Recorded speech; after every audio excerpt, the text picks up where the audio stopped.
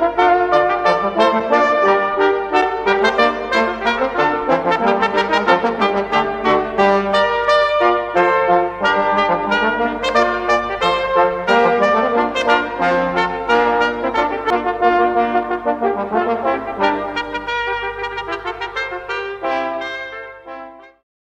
men who made Florence the richest city in Europe, the bankers and wool merchants, the pious realists, lived in grim defensive houses strong enough to withstand party feuds and popular riots. They don't in any way foreshadow the extraordinary episode in the history of civilization known as the Renaissance. There seems to be no reason why suddenly out of the dark streets and forbidding stone facades there arose a building as light and delicate as the Patsy Chapel. By its rhythms and proportions and its open, welcoming character, it totally contradicts the dark Gothic style that preceded it and, to some extent, still surrounds it.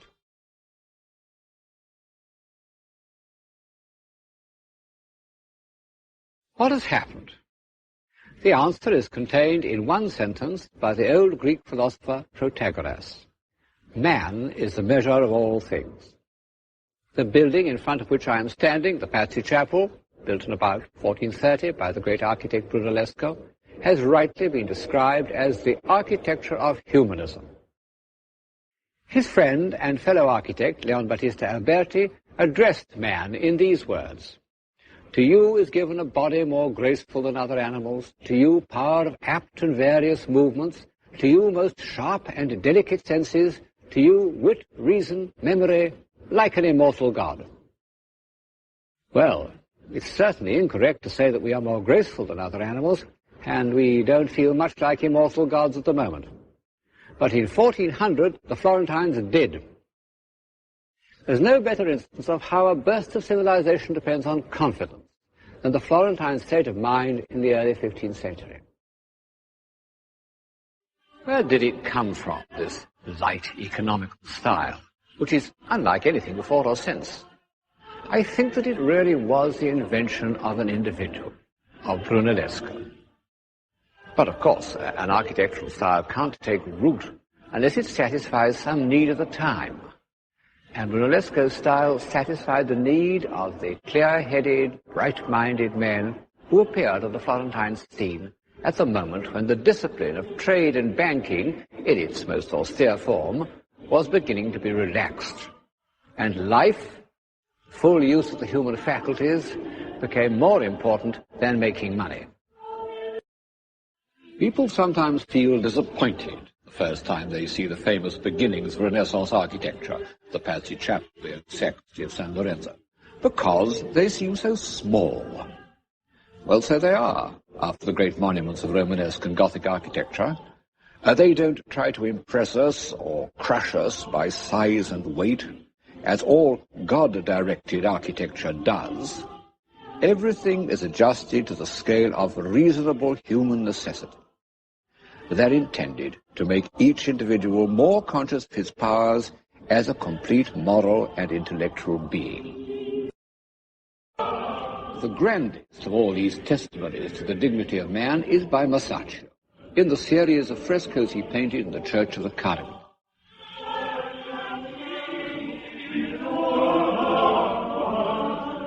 Two of them represent the apostles Peter and Paul performing acts of mercy. As St. Peter moves gravely through the streets, his shadow cures the sick, including this noble old man, more like a bishop than a beggar. And in the balancing fresco, Peter and his disciples give alms to a poor woman who is one of the great sculptural creations in painting. Characters they are, morally and intellectually men of weight, the least frivolous of men.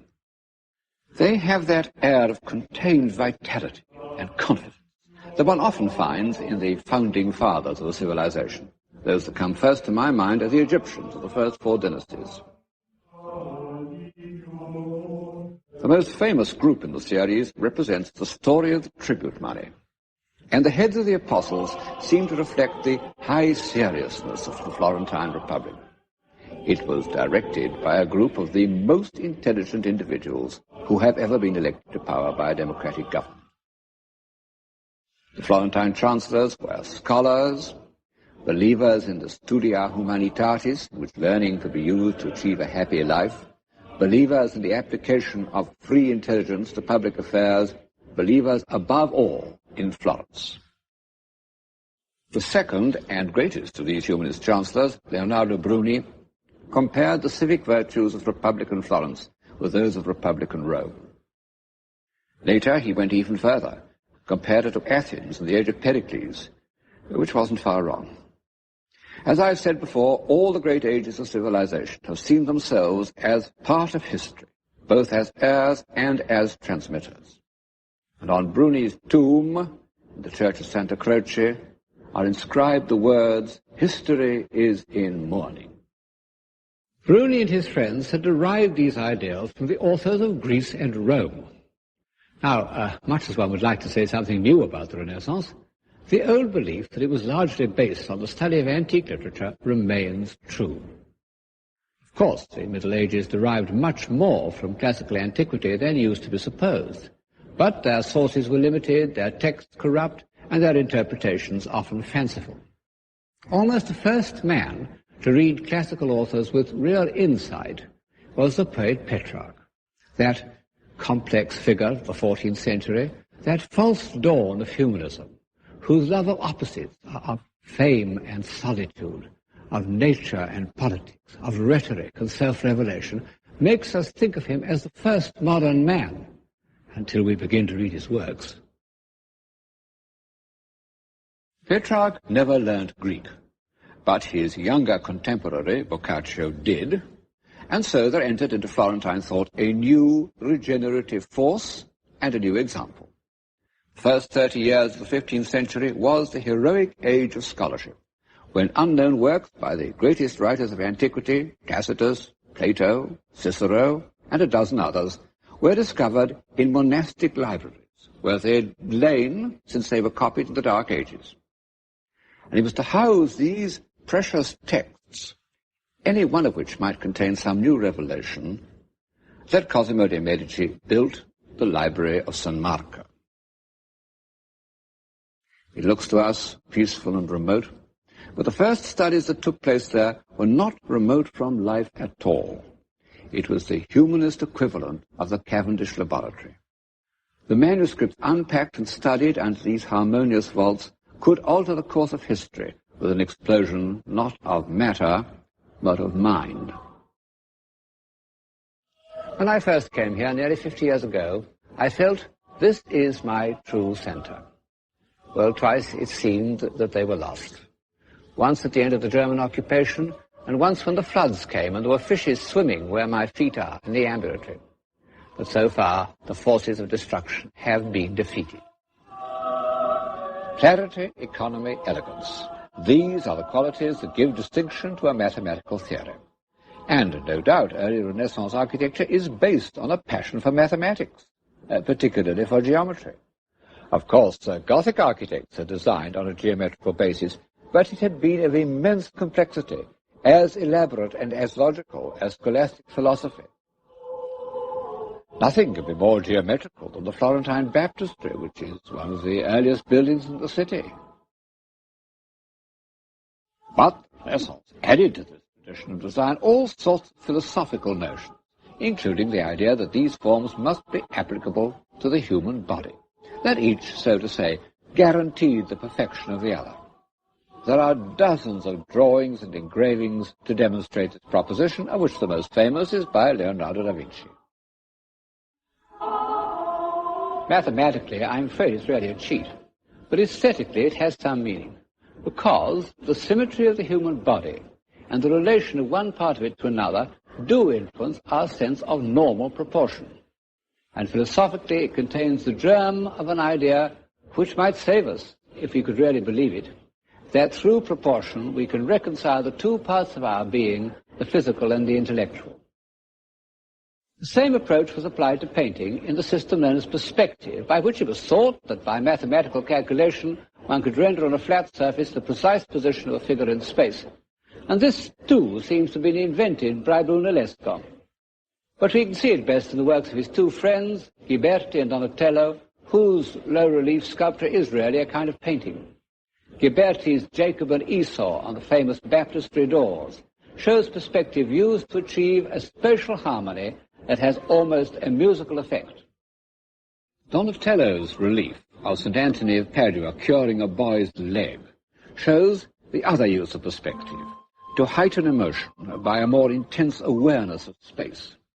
I don't know why, I always feel there's something alarming about an empty amphitheatre, which suits the drama of this particular subject. The Florentines were extremely proud of this invention, which they thought, wrongly as it turned out, was unknown to antiquity. But has it anything to do with civilization? Well, when it was first invented, I think it had. The belief that one could represent man in a real setting and calculate his position and arrange figures in a demonstrably harmonious order. This belief expressed, symbolically, a new idea about man's place in the scheme of things and man's control over his own destiny.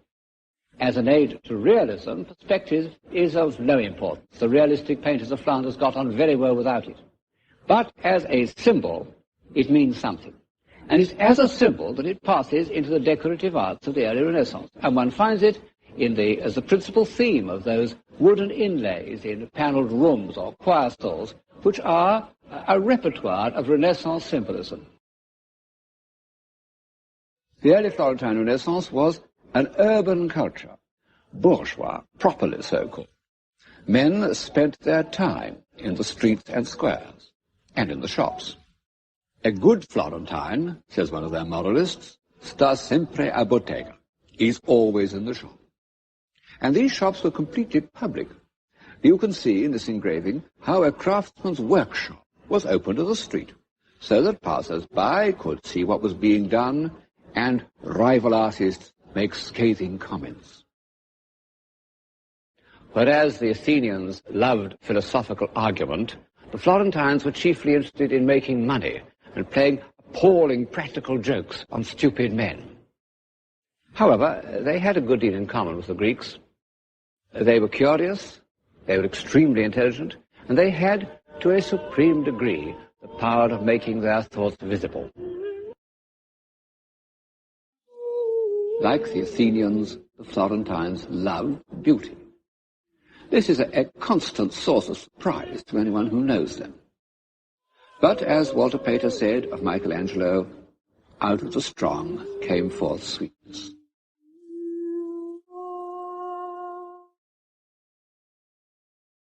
Donatello paid an even more direct tribute to the antique concept of beauty in his bronze David. The body is almost disturbingly physical, and the head is derived from that of the great male beauty of the ancient world, the Emperor Hadrian's beloved, Antinous, although with a sharper Florentine accent that makes it far more attractive. Donatello's David stands in the hall of the Bargello, once a court of justice and a prison, now a museum, but still quite a good place to get the flavour of 15th century Florence, because it not only contains great works of the Florentine imagination, like the David, but also the portraits of famous Florentines. There were a few likenesses of individuals in the 14th century, Dante, Petrarch, Charles V of France, Jean de Berry, but they were exceptional. As a rule, medieval people were presented to the eye as figures that symbolized their status. The painter of the Spanish chapel in Santa Maria Novella, although he included so much lively detail, made his popes, kings, and bishops into stereotypes. Their status would have been recognized all over the Gothic world. But these proudly individual characters wished to record for posterity exactly what they were like. In fact, many of these busts are done from actual death masks, which even great artists like Donatello didn't hesitate to incorporate in their work. Of course, this bronze relief isn't at all a death mask. It's the self-portrait of that character who so often flits in and out of the program, the architect and universal man, Leon Battista Alberti. What a face! Proud and alert, like a willful, intelligent racehorse. Among other things, Alberti wrote an autobiography, and as we should expect, he is not inhibited by false modesty. He tells us how the strongest horses trembled under him, how he could throw further and jump higher and work harder than any man. He describes how he conquered every weakness because a man can do all things if he will. It was the motto of the early Renaissance. How like these Florentine worthies are to the confident faces that we see in Victorian photographs. This is the professional man, a doctor, his face lined with the wisdom of experience. In fact, he was Donatello's doctor and saved his life. And this is a businessman called Pietro Bellini. A character in one of Alberti's dialogues says, "A man cannot set his hand to more liberal work than making money. For what we sell is our labor.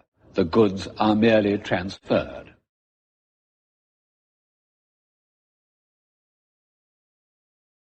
Yes, that was really written in 1434, not in 1850. And, contrariwise, if you dressed Bellini in 19th century clothes, he would look perfectly convincing. But this atmosphere of liberal materialism is less than half the story. After the middle of the 15th century, the intellectual life of Florence took a new direction, very different from the robust civic humanism of the 1430s. Florence had ceased to be a republic in anything but name, and for almost 30 years it was virtually ruled by that extraordinary character, Lorenzo de' Medici. His father and grandfather had prepared the way for him by their activities as bankers. He himself was no financier. He lost a great part of the family fortune. But he was a politician of genius, who could distinguish between the reality of power and its outward trappings. But he wasn't much interested in the visual arts, and the paintings by which his period is remembered were commissioned by his cousin Lorenzino. And it was for Lorenzino that Botticelli painted the works in which the Florentine sense of beauty appears in its most evolved and peculiar form, the Spring and the Birth of Venus. In the earlier of them, the Spring, the subject is derived from Ovid, but this classical inspiration is given a new complexity by memories of the Middle Ages. The pagan divinities sway before a background of leaves like a Gothic tapestry.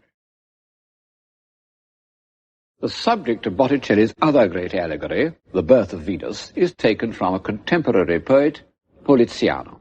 Poliziano was part of a group of subtle Florentines who were inspired by the late Greek philosophers known as Neoplatonists. And it was their hope they might reconcile these pagan philosophers with Christianity. And so Botticelli's Venus, not at all the amorous strumpet of paganism, is pale and withdrawn, and dissolves into his image of the Virgin Mary.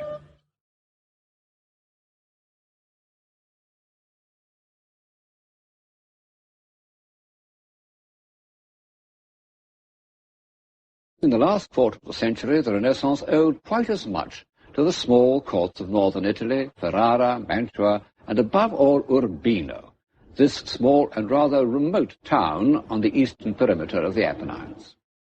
It could be argued that life in the court of Urbino was one of the high watermarks of Western civilization. The reason is that this court and its dominions were protected from the surrounding ruffians by Federigo Montefeltro, the first Duke of Urbino, the greatest general of his day, who was also a humane and intelligent man.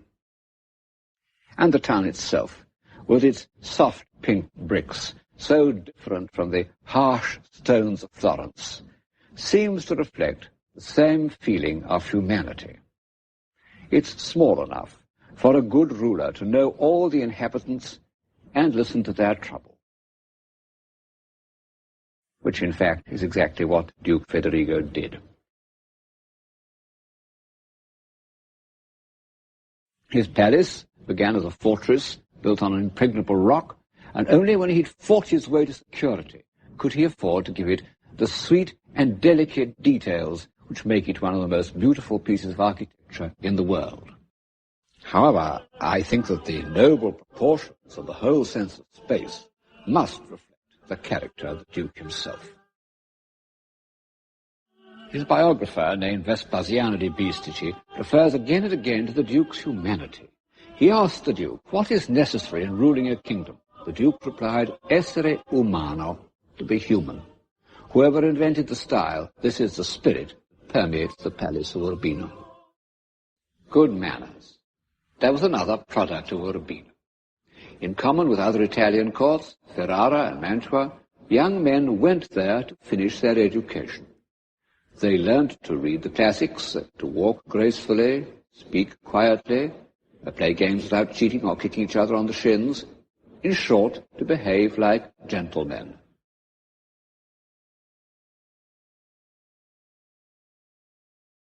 Under Federigo's son and successor, Guidobaldo, the notion of a gentleman was given classic expression in a book called Il Cortegiano, The Courtier, by Baldassare Castiglione. It had an immense influence.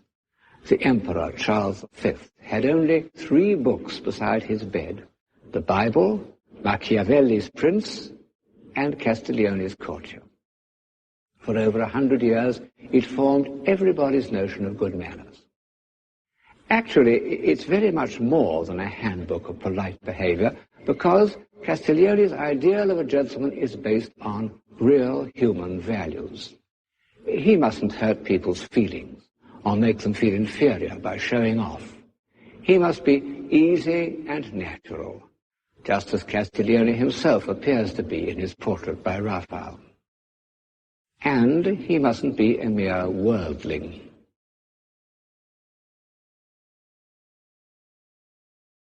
Federigo was a lover of books, who made the Palace of Urbino into one of the finest libraries in Italy. But when he read them, he left his armor on, and he needed to. This was one of the weaknesses of Renaissance civilization. And the other, no less obviously, was that it depended on a very small minority. Even in Republican Florence, the Renaissance touched relatively few people. And in places like Urbino and Mantua, it was practically confined to the court. This is contrary to our modern sense of equality. But one can't help wondering how far civilization would have evolved if it had been entirely dependent on the popular will. W.B. Yeats actually used the example of Urbino when he addressed a poem to a wealthy man who promised a subscription to the Dublin Gallery if it were proved that the people wanted pictures. He said, and Guidobaldo, when he made that mirror school of courtesy, where wit and beauty learnt their trade upon Urbino's windy hill, had sent no runners to and fro, that he might learn the shepherd's will. One may not like courts, I don't much like them myself.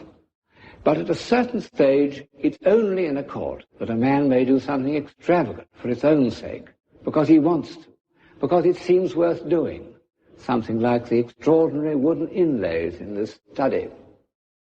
And it's sometimes through such willful, superfluous actions that men discover their powers.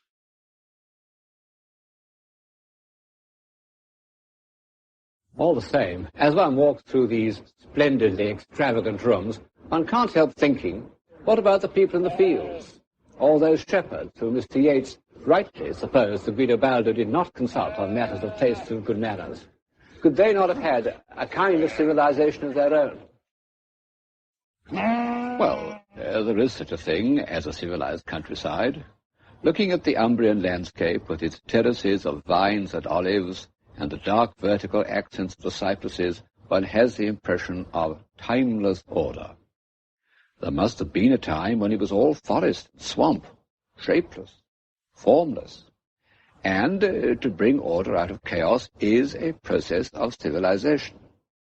But of this timeless rustic civilization we have no record beyond the farmhouses themselves, whose noble proportions seem to be the basis of Italian architecture. And when Renaissance artists looked at the countryside, it was not as a place of ploughing and digging, but as a kind of earthly paradise. A man can do all things if he will. How naive Alberti's statement seems when one thinks of that great bundle of fears and memories that every individual carries around with him, to say nothing of the external forces which are totally beyond his control. Truth is, I suppose, that the civilization of the early Renaissance was not broadly enough based. The few had gone too far away from the many, not only in knowledge and intelligence, this they always do, but in basic assumptions.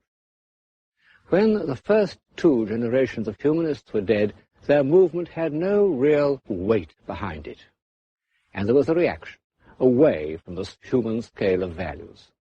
Fortunately, they left in sculpture, painting, and architecture their message to every generation that values reason, clarity, and harmonious proportion, and believes in the individual.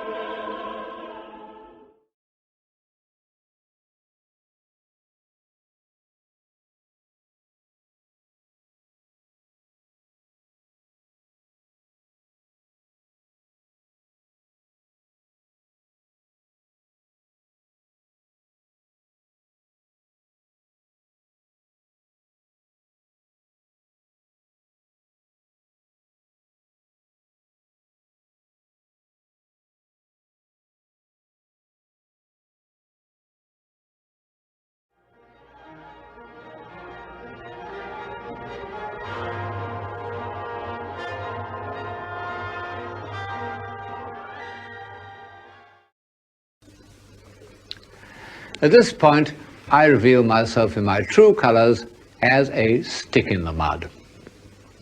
I hold a number of beliefs that have been repudiated by the liveliest intellects of our time.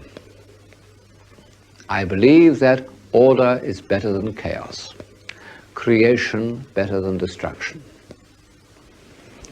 I prefer gentleness to violence, forgiveness to vendetta. On the whole, I think that knowledge is preferable to ignorance, and I am sure that human sympathy is more valuable than ideology. I believe that in spite of recent triumphs of science, men haven't changed much in the last 2,000 years. And in consequence, we must still try to learn from history. History is ourselves. I also hold one or two beliefs that are more difficult to put shortly. For example, I believe in courtesy, the ritual by which we avoid hurting other people's feelings by satisfying our own egos. And I think we should remember that we are part of a great whole, which, for convenience, we call nature. All living things are our brothers and sisters.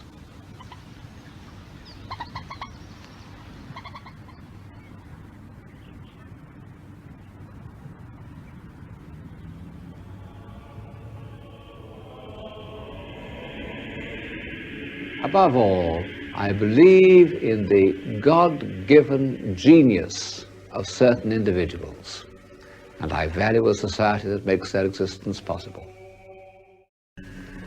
I said at the beginning of the series that it's lack of confidence more than anything else that kills a civilization.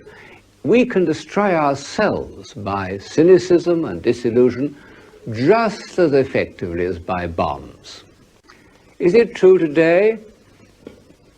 Not quite, because good people have convictions, rather too many of them. The trouble is that there is still no center. The moral and intellectual failure of Marxism has left us with no alternative to heroic materialism, and that isn't enough. One may be optimistic, but one can't exactly be joyful at the prospect before us.